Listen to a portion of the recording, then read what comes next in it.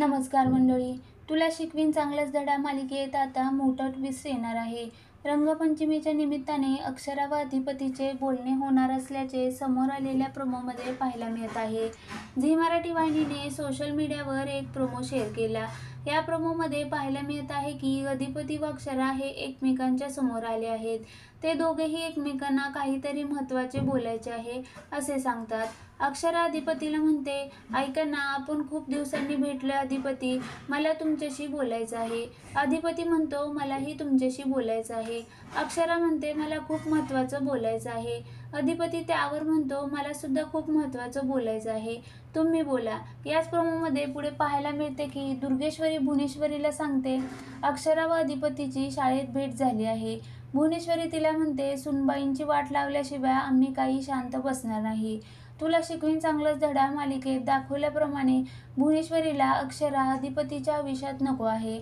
अक्षराने भुवनेश्वरीचे सत्य उघड करत तिचे व चारुहासचे लग्न मोडले होते. त्याचा राग भुवनेश्वरीच्या डोक्यात आहे. त्यामुळे तिने अक्षराला अधिपतीच्या आयुष्यातून बाहेर काढण्यासाठी अनेक प्रयत्न केले. सुरुवातीला अधिपती व अक्षरामध्ये इतके गैरसमज निर्माण केले, त्यामुळे अक्षरा घर सोडून निघून गेली. मात्र त्यानंतर अक्षरा व अधिपतीला त्यांच्यातील प्रेमाची जाणीव झाली. त्यांनी एकमेकांना भेटण्याचा प्रयत्नही केला, मात्र भुवनेश्वरीने त्यांना भेटून दिले नाही. जेव्हा जेव्हा भेट झाली तेव्हा तेव्हा त्यांच्यातील बोलणे अर्धवट राहिले. अक्षराच्या मित्रामुळे अधिपतीच्या मनात गैरसमज वाढले.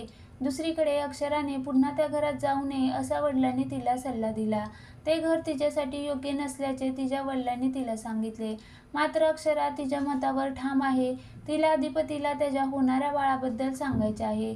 मात्र कोणत्या ना कोणत्या कारणाने त्यांच्यात व्यवस्थित बोलणे होत नसल्याचे दिसते.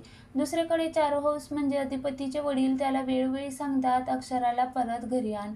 दरम्यान आता अधिपती व अक्षरा हे एकमेकांना त्यांच्या मनातील सर्व सांगू शकणार का? अक्षरा अधिपती